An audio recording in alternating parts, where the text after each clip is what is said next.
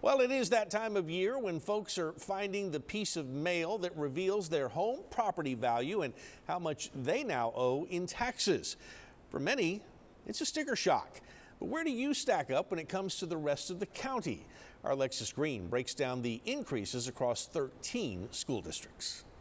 Thanks, Mike. I got to sit down with the interim chief appraiser for the Nueces County Appraisal District, and she gave me a peek at those numbers to see which part of Nueces County are seeing the largest increases. Take a look. Notices for residential and some of the other property types did go out on April the 1st. That's Deborah Marine, who became Nueces County's interim chief appraiser on April 9th. She explained that while these numbers are still very fluid, there are reasons people's appraisals vary by area. If sales are indicative of a higher number than where we have the value set from the year before, values are going to increase. If sales take place and it's a lower number, values will decrease. We wanted a snapshot of those appraisal increases by each of the Coastal Bend's 13 school districts to get a better idea of where property values are climbing the most. London ISD was the highest at 10.74%, higher than last year. Aransas Pass ISD wasn't far behind at 10%. Then Agua Dulce at 8.3%. On the opposite end, Bishop ISD had the smallest yearly increase, just 0.25%. We sat down with Commissioner Brent Chesney. In addition to the island and Flower Bluff, his district oversees London. It's a buyer's market. Everybody knows it's a buyer's market.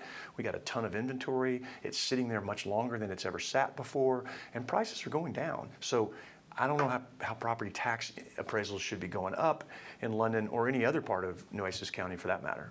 Property owners have until May 15th to protest their home values.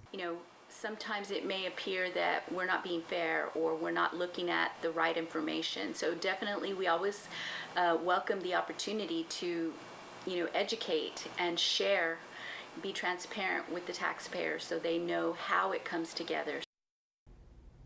It's important to note that the percentage increases in this story do not yet include the mineral, refineries, or light industry values, but it still gives a good idea of where property values are increasing the most. We're going to have the full list on our website along with information on how to protest your appraisal in the coming weeks. It's going to be on KIITV.com. Mike. All right, thank you, Alexis. And for those folks living in Nueces County, we do have a breakdown of how many of you contested those property valuations. In 2023, the numbers were up to about 39,000, while in 2024, the number of protests dropped to about 35,000.